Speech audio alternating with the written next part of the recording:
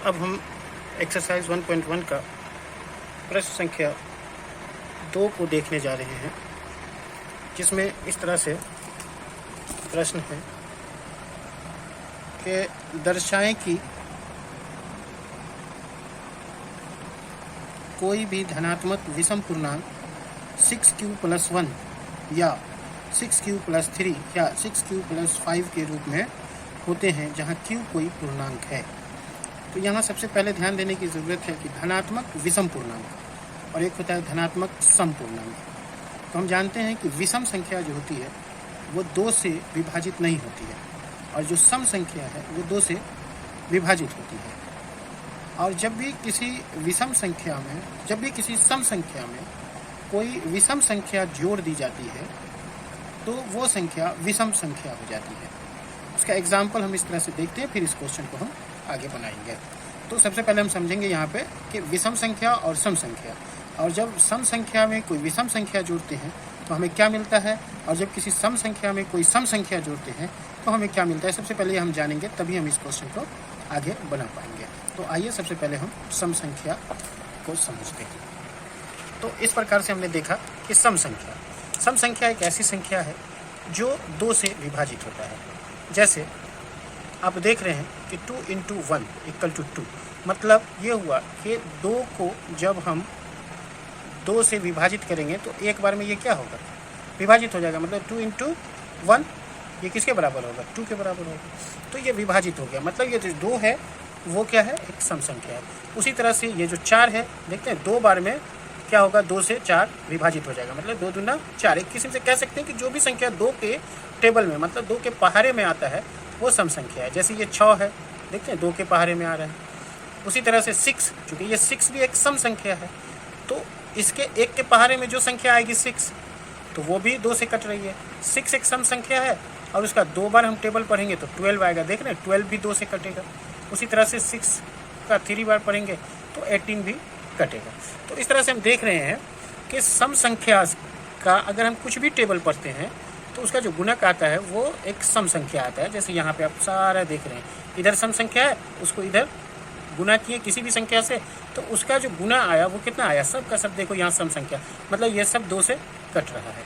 लेकिन ठीक अब हम क्या करेंगे, अगर इसमें 1 जोड़ देते हैं तो देखो 2 × 1 2 हो गया, अब +1, मतलब यहाँ भी +1 करेंगे, ये किसके बराबर आ गया, ये 3 हो गया। तो 3 2 से कटेगा, नहीं कटेगा। इससे पता चला कि किसी सम संख्या में जब एक विषम संख्या जोड़े तो हमें जो मिला वो विषम मिलता है। उसी तरह 4 में देख लो, 4 में 1 जोड़ दिया तो कितना मिला, 5 मिला, तो ये विषम संख्या है। 5 मिला तो ये भी विषम हो गया। उसी तरह ये सम संख्या है, इसमें अब एक 3 जोड़ दो, ये 3 विषम संख्या है, तो 6 और 3 9 आ जाएगा। तो हम देख रहे हैं कि जब भी किसी सम संख्या में एक विषम संख्या जोड़ते हैं तो हमें रिजल्ट क्या मिलता है, हमें रिजल्ट मिलता है एक विषम संख्या। तो इसी चीज़ को लेकर के अगर हम इस तरह से लिखें कि 6 एक सम संख्या है, अब इससे कुछ गुना हो रहा है q, मान लिया q, तो 6 से कुछ भी गुना होगा, चूँकि 6 एक सम संख्या है, ऐसे q गुना होगा तो जो इसका रिजल्ट आएगा वो 6q आएगा, मतलब 6q भी एक सम संख्या होगा। जैसे यहाँ देखें ना कि 6 एक सम संख्या है, 1 से गुना हुआ, तो 1 से गुना हुआ तो इसका रिजल्ट 6 आया, तो 6 भी सम है कि नहीं है। तो सम किसी से गुना हुआ तो उसका रिजल्ट सम आता है। जैसे 6 2 से गुना हुआ तो 6 सम संख्या है, 2 से गुना हुआ तो 12 आया। उसी तरह 6 सम संख्या है, q से गुना हुआ तो 6q आया, और 6q भी क्या है, एक सम संख्या है। अब उसी तरह हम देख रहे हैं कि ये इसका रिजल्ट 6 का जो भी रिजल्ट आया वो तो सम आया, लेकिन अगर इसमें हम विषम जोड़ देते हैं, मान लिया 1 जोड़ दिया तो ये तो 7 हो गया ना। तो देखते हो सम में जब विषम जोड़ दिया तो वो 7 हो गया, मतलब वो एक विषम हो गया। उसी तरह यहाँ अगर हम 1 जोड़ देंगे तो ये विषम हो जाएगा। उसी तरह से अगर 6q है और इसका रिजल्ट हमें 6q आया, तो 6 से q को गुना किया, 6 सम संख्या है, q से गुना किया तो हमारा रिजल्ट 6q आया। तो सम संख्या का गुणक भी क्या होता है, सम होता है, मतलब 6q भी सम है। लेकिन जब इसमें हम 3 जोड़ देंगे, 3 एक विषम संख्या है कि नहीं, तो अब जैसे ही विषम संख्या जोड़े ये क्या हो जाएगा, विषम संख्या हो जाएगा। तो और या फिर अगर इसमें हम देखो, जैसे यहाँ 6 है, 2 से गुना किया तो 12 आया, ये सम संख्या आया। लेकिन अगर इसमें हम सम संख्या जोड़ेंगे तो रिजल्ट 14 आ गया, देख लो, तो 14 भी एक सम संख्या है। तो जब सम संख्या जोड़ेंगे तो रिजल्ट सम आएगा, और जब विषम संख्या जोड़ेंगे तो रिजल्ट विषम आएगा। तो इसी चीज़ को लेकर आगे हम क्वेश्चन बनाते हैं। तो पहला क्वेश्चन जो अभी हमने पढ़ा है उसको हम यहाँ पे बनाएंगे, ये चीज़ आप समझ गए होंगे। थोड़ा सा चूँकि समझा के बनाना पड़ता है, इसलिए वीडियो थोड़ा सा लंबा हो जाता है। तो अब हम इस चीज़ को समझेंगे कि जो प्रश्न में कह रहा है कि माना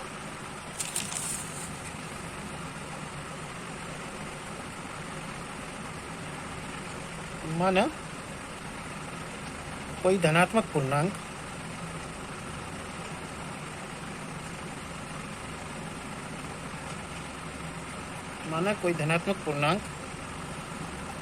ए है। तो हमने माना कोई धनात्मक पूर्णांक, मतलब यहाँ पे हम लिख सकते हैं कोई धनात्मक पूर्णांक।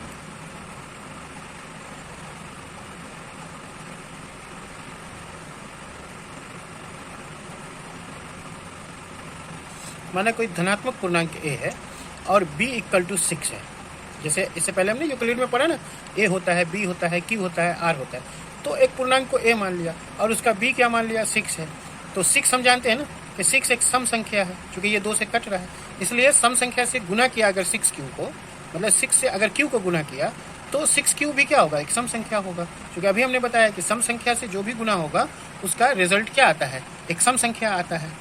और यूक्लिड एल्गोरिथम क्या बताता है हमें, तो यूक्लिड एल्गोरिथम जो मुझे बताता है वो क्या बताता है, a equal to BQ plus are.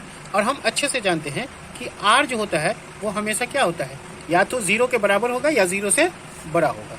तो देखो r जो होता है ना, r ऑलवेज क्या होता है, ग्रेटर देन होता है या बराबर होता है किसके, 0 के, और हमेशा लेस देन होता है किसके, b के। इस चीज़ को भी हम समझ लेंगे कैसे, कि जैसे मान लो कि a है 6, अब 6 को b से हम लोग भाग देते हैं, तो b की जगह पे अगर मान लिया 2 रख दो, तो 2 से भाग देंगे तो कितनी बार में बनेगा, 2 3 जा 6, तो r कितना बचा, यहाँ पे देखो 0 बचा। तो 0 किसके बराबर हो गया, r के बराबर हो गया, यहाँ वही चीज़ लिखा है। लेकिन इस 6 की जगह पे अगर ये 7 हो जाता तो देखो तब कितना हमारे पास r बचता, 1 बचता कि नहीं बचता।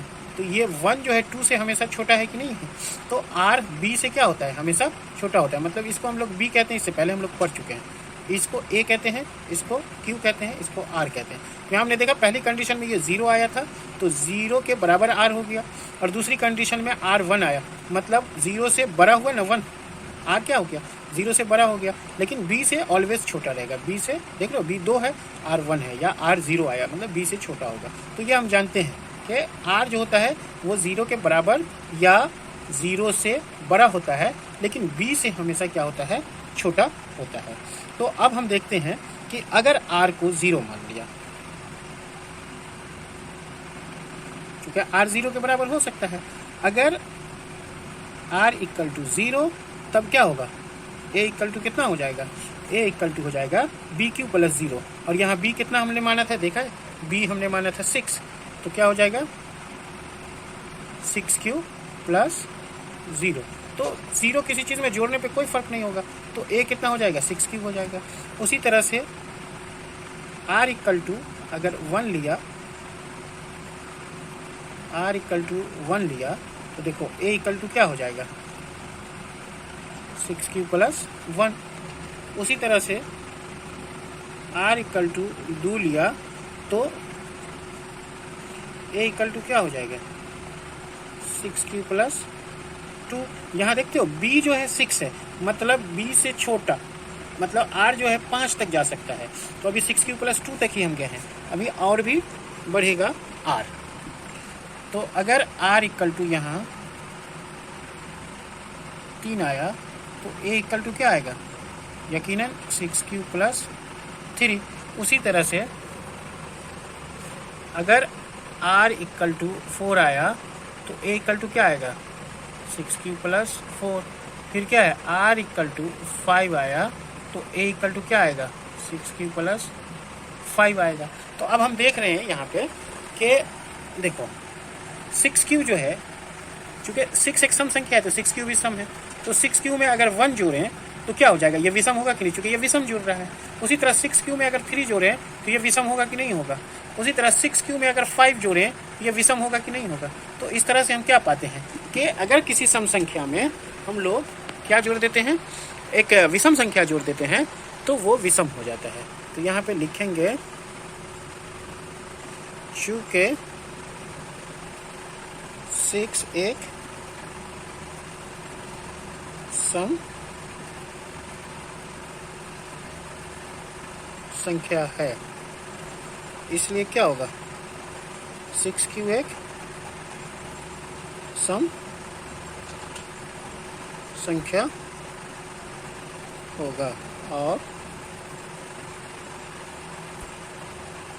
6q + 1 6q + 3 और 6q + 5 क्या होगा, एक विषम संख्या होगा। तो इस तरह से हम समझ गए होंगे कि कैसे ये सम संख्या विषम संख्या हुआ। 6q में 1, 6q में 3 और 6q में 5 जोड़ने पे कैसे एक विषम संख्या बना, उसे हम अच्छे से समझ गए होंगे। तो इसे आप अच्छे से उतार लीजिए, ये देख लीजिए, ठीक है। एक बार इसका फुल स्क्रीन देख लीजिए।